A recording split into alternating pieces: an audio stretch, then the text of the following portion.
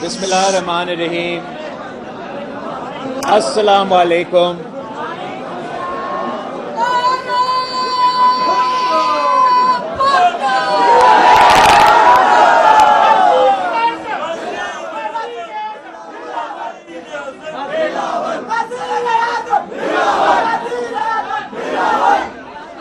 آج میں Sindh high court پاک کا صدر اور جنرل سیکرٹری اور پورا تنظیم کا شکر گزار ہوں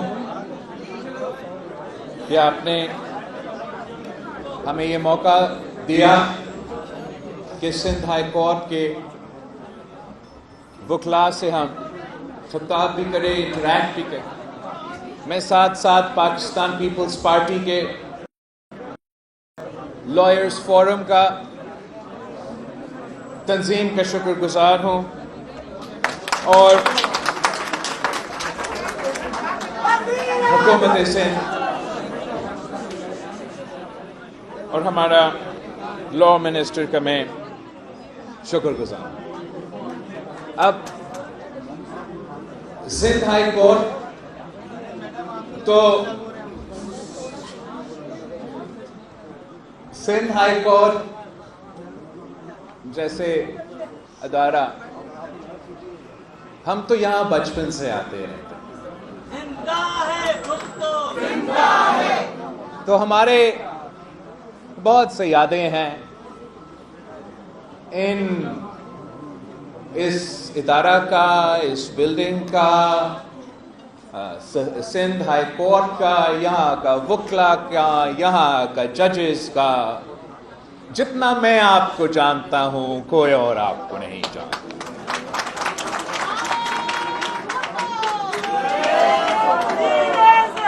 ہمارا تعلق تو آج سے نہیں ہے، 3 نسلوں سے ہے، 3 نسلوں سے ہیں.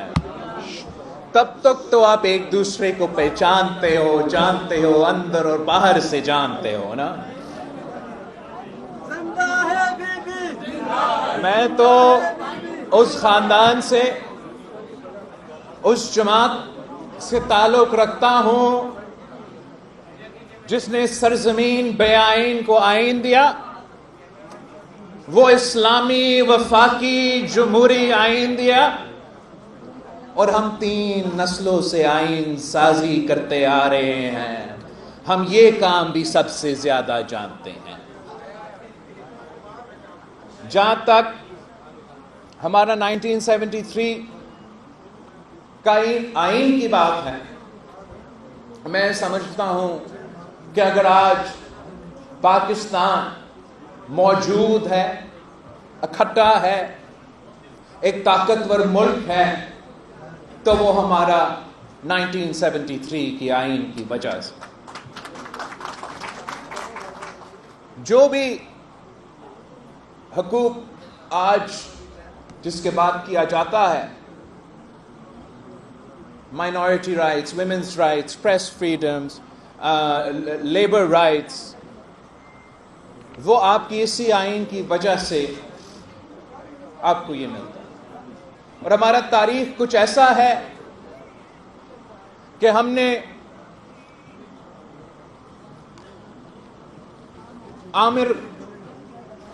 آمرانہ دور بھی دیکھے. ہم نے دیکھا ہے کہ کیسے آپ کا خون، پسینے اور محنت، آپ کا 3/3 کنسنسس کے پاس یا تقریباً مکمل کنسنسس کے پاس کیا گیا 1973 کی آئین ایک آنکھ کی لرزش سے اور ایک ہونٹ کی جنبش سے اڑا دیا جاتا ہے. ہم نے دیکھا کہ کس طریقے سے ہمارا آنریبل جج صاحبان عامر کو یہ کام کرنے دیتا ہے.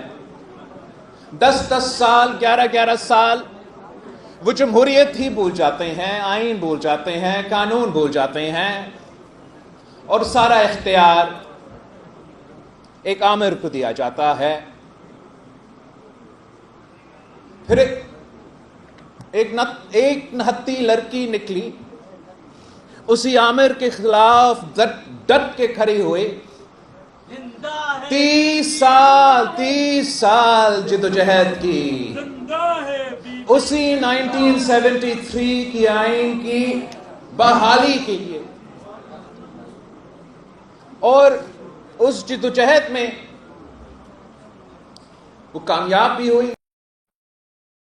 جنرل ضیاء کا آمرانہ دور ختم ہوا، جمہوریت بحال ہوا، مگر اس آئین کو 1973 کی قائد عوام کا دیا ہوا آئین کو ہم بحال نہ اس وقت نہیں کر سکے۔ ایک اور آمر کا دور بھگتنا پڑا، وہ آمرانہ دور بھی اس وقت ہمارا آئین کو ایک کاغذ کا ٹکڑا سمجھ کے پھاڑا گیا، اور جو اس سے سب سے شرمناک افسوس، اس سے بھی زیادہ بری بات، کہ جج صاحبان نے اجازت دی اس آمر کو آئین قبول کر، جمہوریت قبول کر، اپنا ذمہ داریاں بھول کر کہ صاحب آپ آ جائے اور ایک بار پھر ہمارا آئین میں ترمیم کر لے۔ اور ہم نے دیکھا کہ ایک بار پھر وہی شہید محترمہ بے نظیر بھٹو، جمہوریت کی بحالی، اپنی والد قائد عوام شہید ذوالفقار علی بھٹو کا دیا ہوا اسلامی جمہوری وفاقی آئین کا بحالی کی جدوجہد لڑتی رہی۔ جب وہ جدوجہد لڑتی رہتی تھی اور ہمارا پیشیاں Sindh high court, Lahore high court,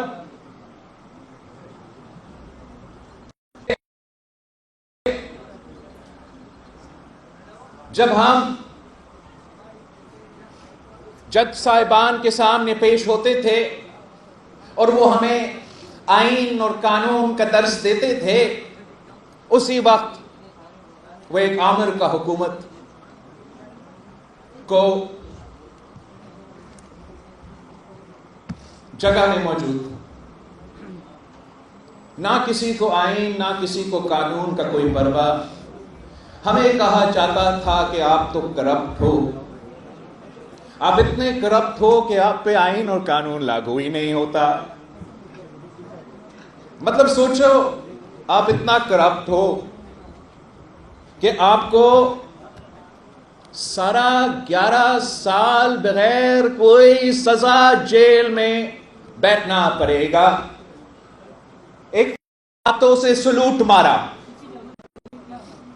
اور اسی وقت ایک سیاستدان کو 11 سال جیل میں رکھا گیا تاکہ اب اس نہتی لڑکی کو بلیک میل کر سکے۔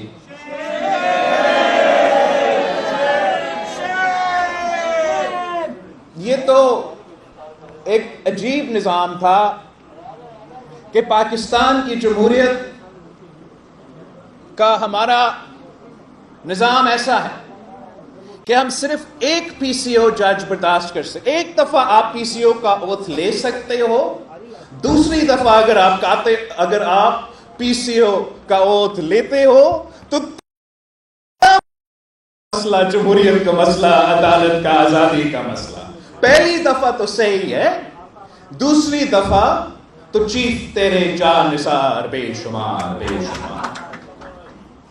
دوسری دفعہ ہوتا ہے تو وہ تو بہت ہی زیادہ ہمارا برداشت سے باہر۔ پہلی دفعہ تو صحیح، دوسری دفعہ تو برا۔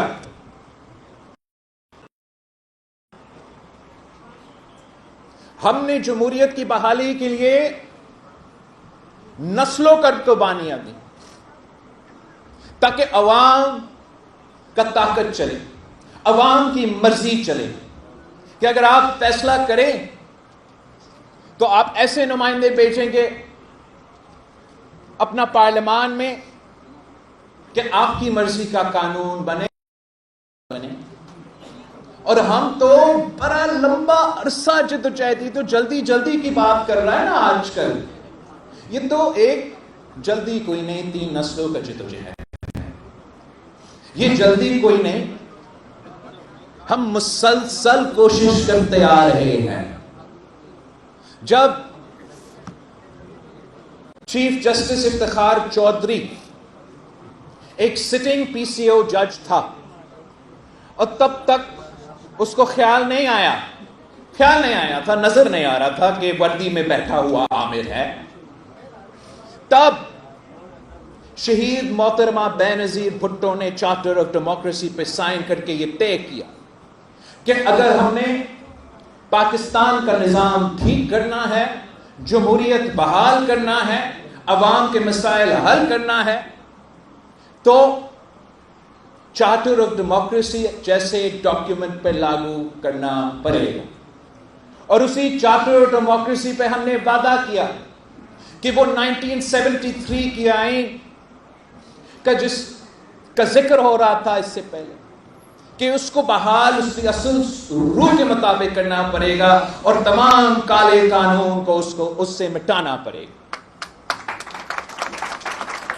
اس چارٹر آف ڈیموکریسی میں شہید محترمہ نواز شریف صاحب کا دستخط تھا.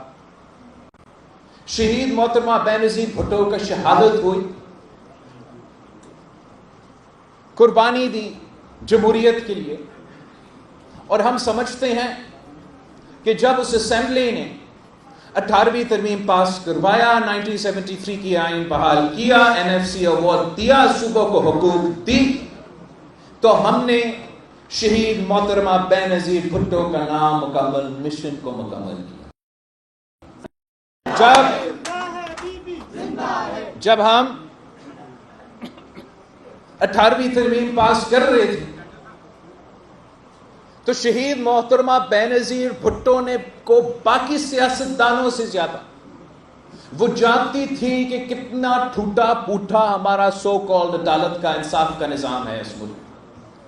اس لیے اس نے خود بطور ایک بیٹی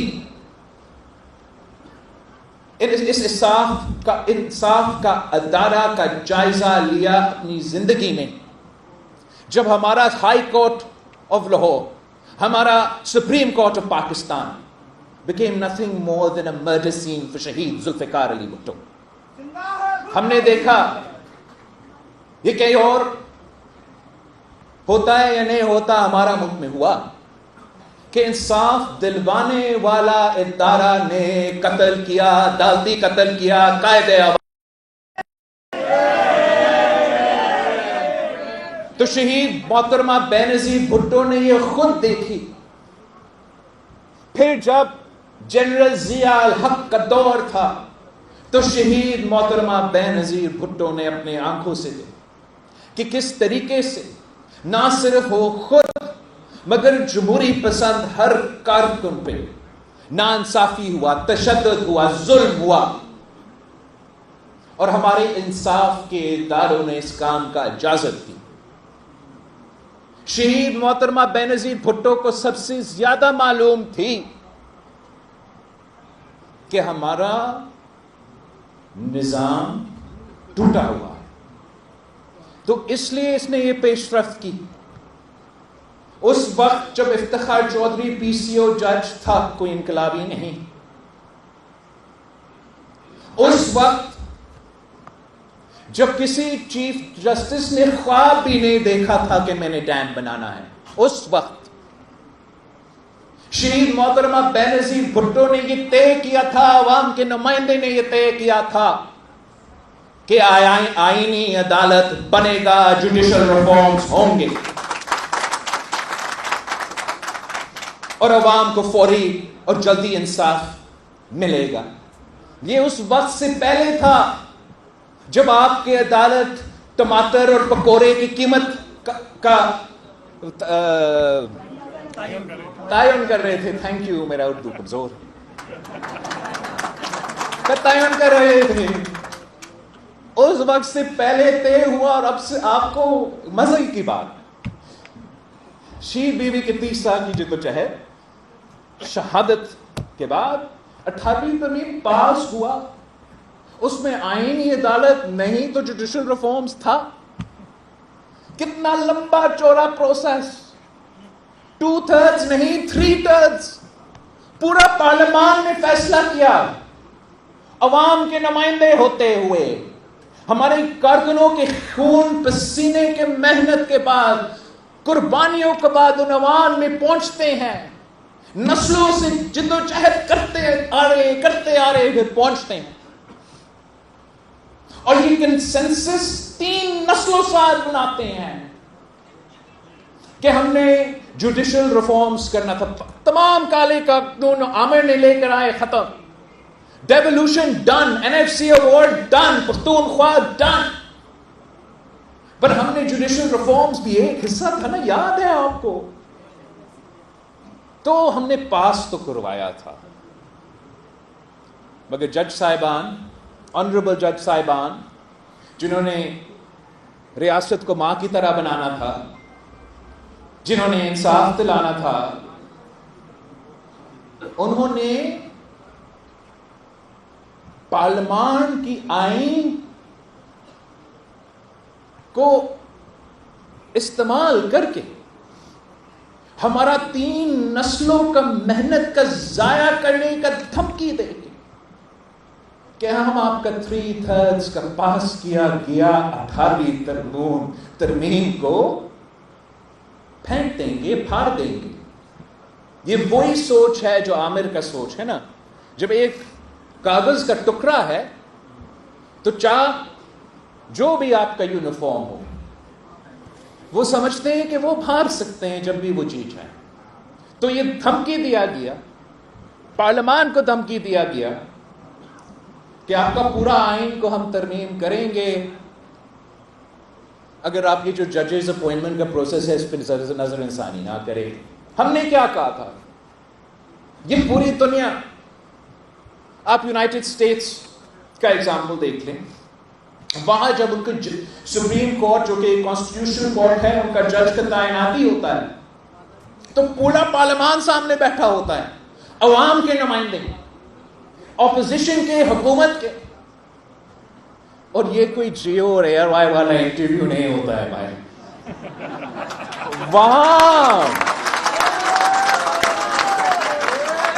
وہاں جو سوالات کیے جاتے ہیں عوام کے نمائندے میں, یہ طاقت ہوتا ہے.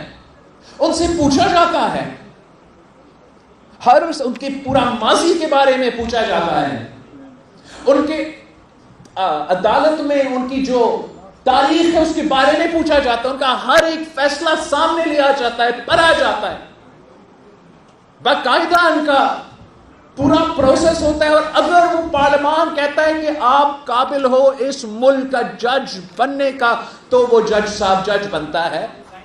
اور یہی وجہ ہے, میں آپ کو بتاؤں, یہی وجہ ہے کہ آج تک امریکہ میں آمریت نہیں رہا ہے, ورنہ وہاں بھی دونوں ہاتھوں سے سلوٹ ہوتا. اب ہمیں یہ دھمکی دیا گیا کہ آپ ترمیم کریں 19ویں آئینی ترمیم, اس دھمکی کی وجہ سے آیا. اور جس فیصلہ پہ یہ آئینی ترمیم ہوا, جس دھمکی پہ یہ آئینی ترمیم ہوا, آج تک وہ ڈیٹیلڈ آرڈر سامنے نہیں آیا. تو آپ کہتے ہیں کہ ہم ٹائم لے, بالکل 100 بسم اللہ, 3 نسلیں لڑیں گے, لیکن ہم اپنا جوڈیشل ریفارمز لے کر آئیں گے. چارٹر آف ڈیموکریسی کے مطابق جو شہید محترمہ بینظیر بھٹو نے وعدہ کیا تھا, ہم پورا کر کے دکھائیں گے. ہم نے ماضی سے اپنے سبق سیکھے ہیں. ہم وکلا برادری کا بہت ہی عزت کرتے ہیں, اور کیوں نہیں کریں گے. جب قائد عوام شہید ذوالفقار علی بھٹو خود وکیل تھا, جب پاکستان پیپلز پارٹی کو بنانے والے وکلا تھے, نہ صرف قائد عوام شہید ذوالفقار علی بھٹو مگر پاکستان پیپلز پارٹی کے امیدوار، پاکستان پیپلز پارٹی کی تنظیم، آدھا سے زیادہ ہمارا نیا جو پارلیمان بنا تھا وہ آپ کی برادری سے بھرا ہوا تھا. اور بڑا احترام کے ساتھ، بڑا عزت کے ساتھ وہی طریقہ ہے کہ آپ قانون سازی کرے، آپ آئین سازی کرے، کہ آئے الیکشن لڑو، ممبر پارلیمان بنو، رضا ربانی بنو، جو بھی پاکستان پیپلز پارٹی کا حفیظ بھی، جو بھی آپ نے بننا ہے بنے. مگر قانون سازی اور آئین سازی عدالت کے تھرو نہیں ہو سکتا. یہ نہیں ہو سکتا ہے کہ ہم آئین بنائیں، ہم موجود ہیں، اگر کوئی کنفیوژن ہے، یہ ایسا نہیں کہ 200 سال پرانا نا، 2000 ایٹ لیسٹ 18ویں ترمیم کے جنہوں نے بنایا وہ موجود ہے، آپ ان سے پوچھ سکتے ہیں. مگر خود 184 کے نام پہ، 186 کے نام پہ جج صاحبان نے اپنے آپ کو طاقت دیا ہے کہ وہ آئین سازی کر سکتے. آئین یہ نہیں کہتا ہے کہ جو ہم نے لکھا، آئین کہتا ہے کہ جو ان کی مرضی ہے. اور یہ this is now proved beyond a reasonable doubt in Pakistani politics. Look at the last 15 years if you're not going to look at the last 70 years. Our judicial system is broken. آپ اگر lawyer بنے تو اس لیے کہ آپ عوام کو انصاف دے. کتنے پینڈنگ کیسز ہے اس عدالت کے سامنے، کتنا دیر تک مجھے تو 45 ایئرز انصاف کرنا پڑا، انتظار کرنا پڑے. قائد عوام شہید ذوالفقار علی بھٹو کا قتل کیس میں وہاں بھی ہمیں بتایا گیا کہ 10A کی وجہ سے جو ہے ماضی کی غلطیاں کو اس طریقے سے درست نہیں کیا جا سکتا. چلے پھر بھی ایک بہت بڑی تاریخی کامیابی ہمیں 45 ایئرز بعد ملا تھا.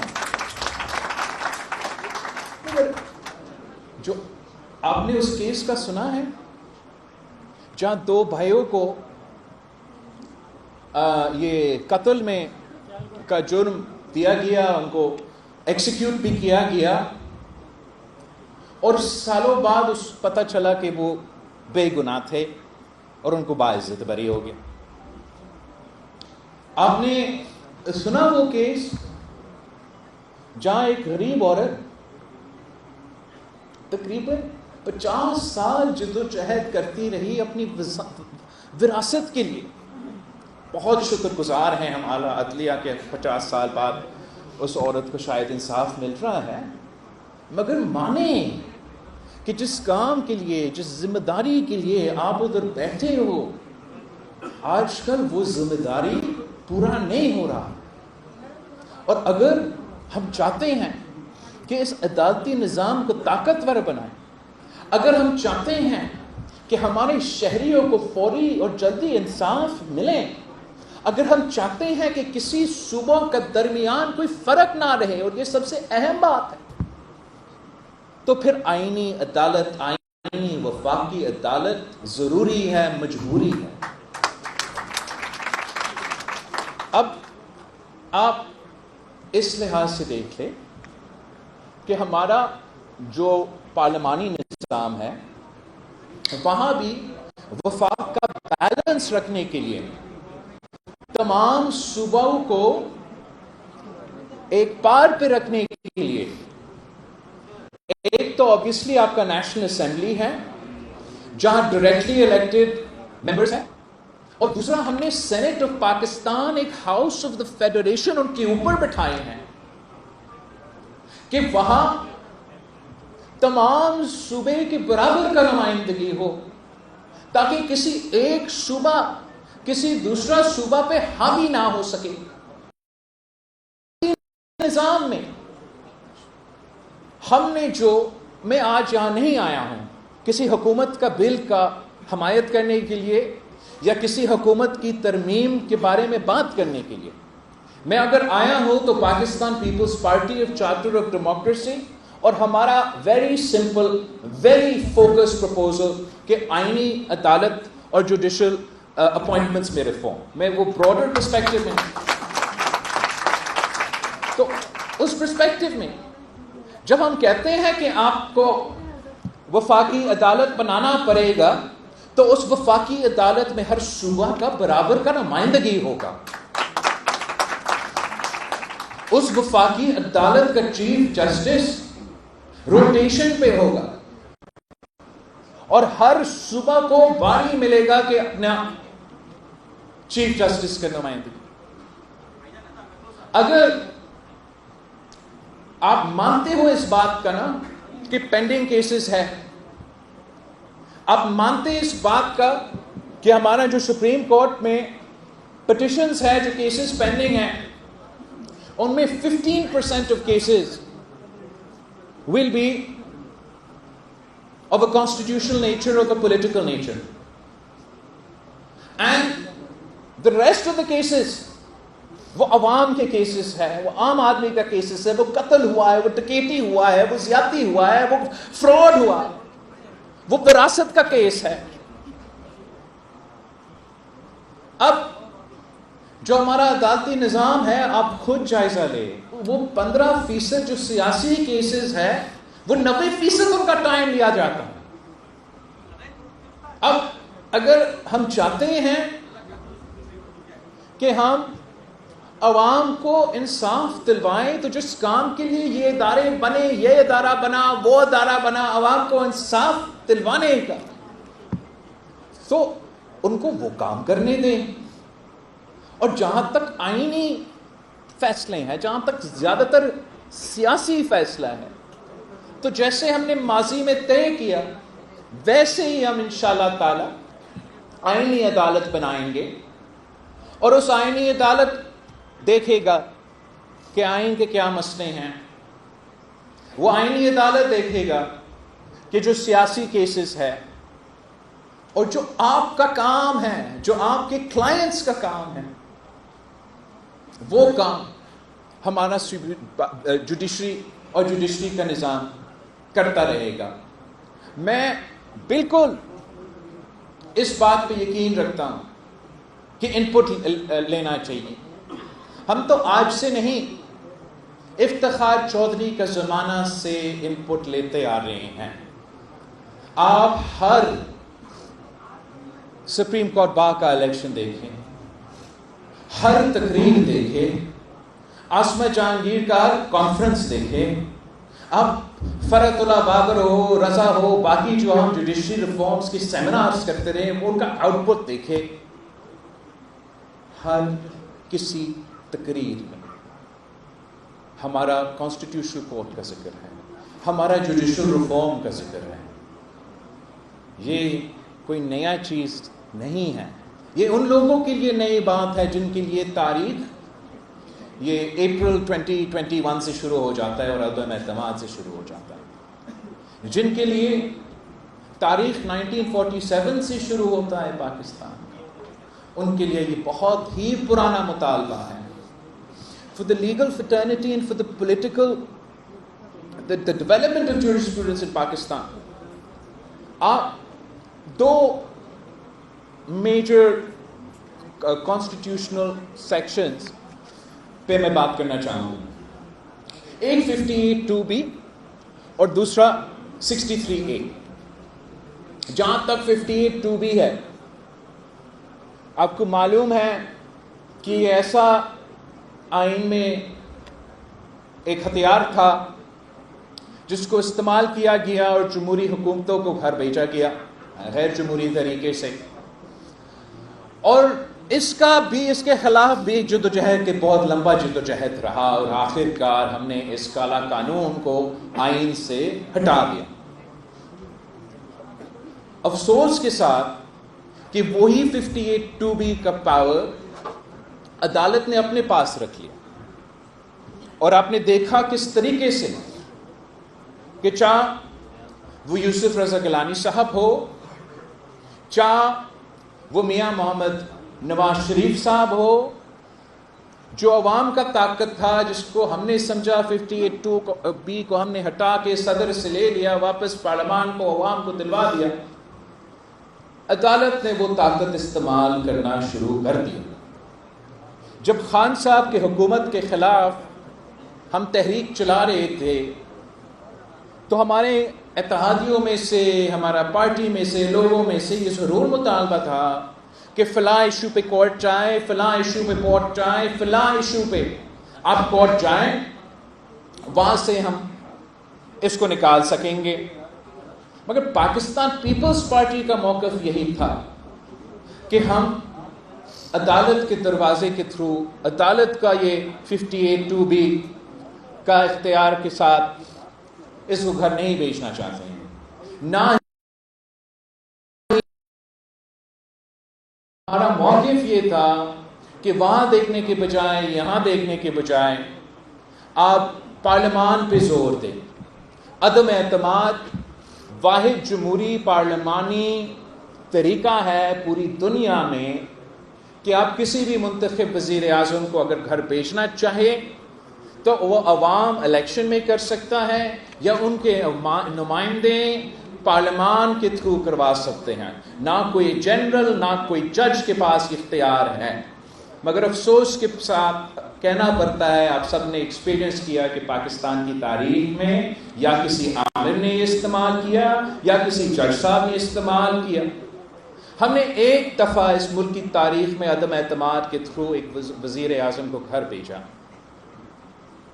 اس سے پہلے جب 18ویں ترمیم کر رہے تھے تو ہم نے 63A کا ڈیفینیشن میں اضافہ اس لیے کیا کہ پاکستان پیپلز پارٹی کے خلاف یہ جوڑ توڑ کی سیاست ہوتا تھا، کبھی IGI کی شکل میں، کبھی پیراسائٹس کی شکل، پیٹریٹس کی شکل میں، کبھی کسی نہ کسی شکل میں۔ یہ ہمارے تو یہ کنسنسس جب بنا کہ فلو کراسنگ کو کمبیٹ کرنے کے لیے آپ پارلیمان کے ممبرز کو پارٹی لائن طے کرنے کا ہدایت پہ پابند ہوں گے۔ اگر وہ فیصلہ کرتے ہیں کہ پارلیمانی لائن کسی بھی وجہ سے کہ وہ پارلیمان پارٹی لائن کے خلاف جانا چاہتے ہیں تو پھر ان کو وہ ووٹ استعمال کرتے ہیں، کاؤنٹ کیا جاتا ہے اور پھر ان کو بائی الیکشن لڑنا پڑتا ہے عوام سے۔ ان عوام جنہوں نے اس پارٹی کے نشان پہ ان کا منتخب کیا، ان سے پوچھنا پڑے گا کہ کیا میرا ووٹ صحیح تھا یا غلط تھا۔ اس طریقے سے ہم نے فلو کراسنگ کے لیے ایک پابندی بھی لگایا اور پارلیمان میں ووٹ کی طاقت کو اور پارلیمان کی اور پارلیمانٹیرینز کی آزادی بھی رکھا۔ نہ کم بیک عدالت نے فیصلہ کیا کیا؟ 63A کا جب فیصلہ کیا جا رہا تھا، آپ میں سے کوئی مجھے بتائے کہ کیا کسی نے آئین پڑھا؟ جب 63A کا فیصلہ لکھا جا رہا کوئی وہ آئین پڑھا؟ یا کوئی کسی نے یہ سوچا کتنا بڑا ہم فیصلے سنانے جا رہے ہیں؟ کسی سے پوچھ لے جس نے وہ آئین لکھا کہ کیا آپ کا مطلب تھا۔ جب آپ پڑھتے ہو 63A کو ان دا کانسٹیٹیوشن، کیا کوئی کنفیوژن ہے کہ ہونا کیا ہے یا کیا نہیں ہونا ہے؟ عدالت نے یہ اختیار اپنے پاس لے لیا کہ آئین میں ترمیم وہ کر سکتے ہیں، ہم نہیں۔ اور انہوں نے 63A کے فیصلے میں آئین کا ترمیم کروایا کہ جو آپ نے لکھا وہ نہیں، اب ہمارا مرضی۔ اور مرضی کیا تھا؟ مرضی یہ تھا کہ PDM کا پنجاب حکومت نہ بنے، مرضی یہ تھا کہ PDM کا پنجاب حکومت نہیں ہوگا تو الیکشنز میں اثر ہوگا، خاص طور پہ صوبہ پنجاب میں۔ اور جیسے آپ سب کو پتہ ہے پنجاب کے اپنی، اور وہ فیصلہ کیا تھا؟ فیصلہ یہ تھا کہ آپ ووٹ پارٹی لائن کے خلاف نہیں دے سکتے، دیتے ہو تو گنا نہیں جائے گا، دیتے ہو گنا نہیں جائے گا، پھر بھی کرتے ہو تو نااہل کیا جائے گا۔ بتائیں مجھے کون سی آئین، کون سی جمہوریت، کون سی رول آف لا کے مطابق یہ فیصلے دیے جا رہے ہیں؟ اب آپ ہمیں کہیں کہ آئینی عدالت نہیں، کانسٹیٹیوشنل بینچ، آپ اپنا 13 ججز کی ویکنسی سندھ ہائی کورٹ کیوں نہیں بھر جا رہا؟ کیوں نہیں؟ سیاستدانوں کی وجہ سے، یا اس لیے ہمارا بردر ججز جو ہے وہ ایک دوسرے سے ہاتھ ملانے کافی دیر سے نہیں ہاتھ ملا رہے ہیں؟ بات تو کی بات۔ یہ نہ صرف آپ کی عدالت کا مسئلہ ہے. کتنے ویکنسیز ہے لاہور ہائی کورٹ میں؟ 24. اب ایک اور بینچ بنا لیں, وہ بینچ ویسے ہی چلے گا جیسے باقی بینچز چل رہے ہیں. آپ ایک اور بینچ بنا لیں. آپ کہہ رہا ہے اضافہ کر رہے ہو ججز کا. 100 بسم اللہ. میں چاہتا ہوں, میں روزگار دینا چاہتا ہوں, میں چاہتا ہوں کہ ہر بینچ کو میں اضافہ کرے, لیکن بھریں گی کیسے آئینی ترمیم کے بغیر؟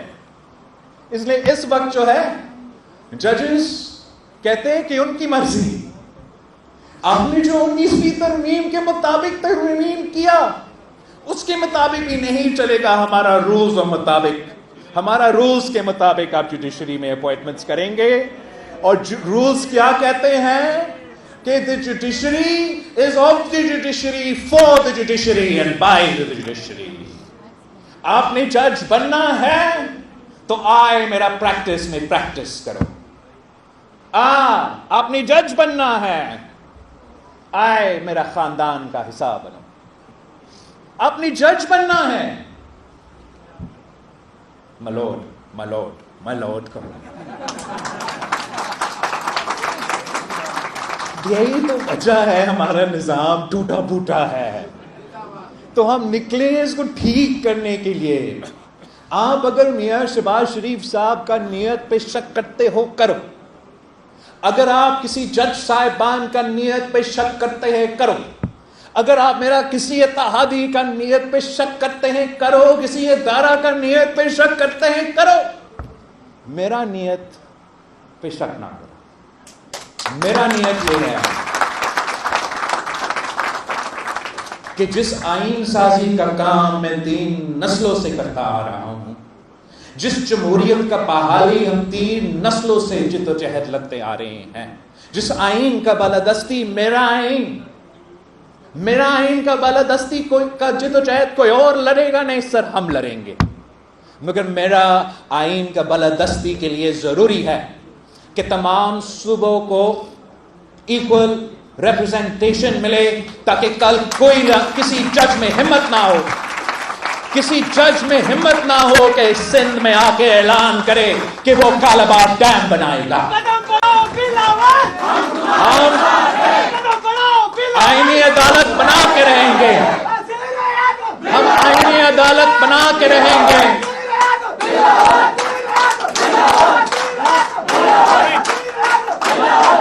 ہم آئینی عدالت بنا کے رہیں گے تاکہ کسی اور وزرائے اعظم کو تخت تاج پہ نہ چلایا جائے. ہم آئینی عدالت اس لیے بنائیں گے کہ ان سب شکایت سارے مسئلے کی اپنی جگہ, تاکہ اس ملک کے عوام کو انصاف ملے. اس ملک کے عوام کو میرا ذمہ داری ہے. آپ لائرز بنے ان کا کیس لڑنے کے لیے. میں اس ہاؤس میں بیٹھا ہوں تاکہ میں قانون بنائیں, تاکہ میں آئین بنائیں. اور میں سمجھتا ہوں کہ بہتر ہوگا کہ ہم کنسنسس کے تھرو بنائیں. بہتر ہوگا کہ دوسری جماعتیں ساتھ مل کے بنائیں. مگر ماضی سے ہم نے اپنے سبق سیکھے. جو غلطیاں ہم نے دیکھا تھا لائرز موومنٹ کی وجہ سے, جس طریقے سے ہمارے عدالت کا نظام اس تحریک کے نتیجے میں چل پڑا ہے, اس دفعہ ہم آپ کی تقریریں بھی سنیں گے, آپ کے جلسے اگر ہوں گے تو ہوں گے, مگر آپ کا انپٹ بھی. میں نے نائک صاحب کو کہا ہے, I know the law minister on his own accord, ہمارا پرانا بھی آپ کے جو پہلے عہدیدار تھے ان کا انپٹ تو پڑا ہوا ہے. اگر مزید کوئی انپٹ ہو وہ ضرور دیں. بٹ آئینی عدالت تو بنے گا. جوڈیشل ریفارم کو ہمیں لے آنے پڑیں گے. قائد عوام شہید ذوالفقار علی بھٹو کو اگر 50 سال بعد انصاف ملا ہے, اب انشاءاللہ تعالی عوام کو انصاف ملے گا. میں خاص طور پہ اس پوائنٹ پہ اس سپیچ کو اینڈ کرنا چاہوں گا اور پھر آپ کے سوال کے جواب دینا چاہوں گا کہ میں دونوں جج صاحبان, چاہے وہ جسٹس عیسیٰ ہو یا جسٹس منصور علی شاہ صاحب ہو، ان کا بہت احترام کرتا ہوں، اتنا احترام کرتا ہوں جتنا کسی اور جج کسی ماضی کی بینچ کا میں نہیں. اور وہ ویری سمپل ہے کہ یہ دونوں جج صاحبان اس بینچ میں تھے جس نے قائد عوام شہید ذوالفقار علی بھٹو کا فیصلہ سنایا. کسی اور کا نیت جو بھی ہو، میں کوئی پرسن اسپیسیفک آئین نہیں بناؤں گا، میں کوئی پرسن اسپیسیفک قانون نہیں بناؤں گا، مگر میں کسی آپ کی اپنا بھی، ہمارا اپنا سیاست ہوتا ہے، آپ کی وکلا کا سیاست بھی ہوتا ہے، جوڈیشری کا انفارچونیٹلی نہیں ہونا چاہیے، وہاں بھی اپنا سیاست بھی ہوتا ہے.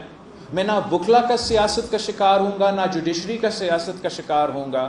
ہم نے اپنا کام کر کے دکھانا ہے، عوام کو ہم جواب دیں گے، آئین ہم بنا کے رہیں گے. آپ سب کا شکریہ.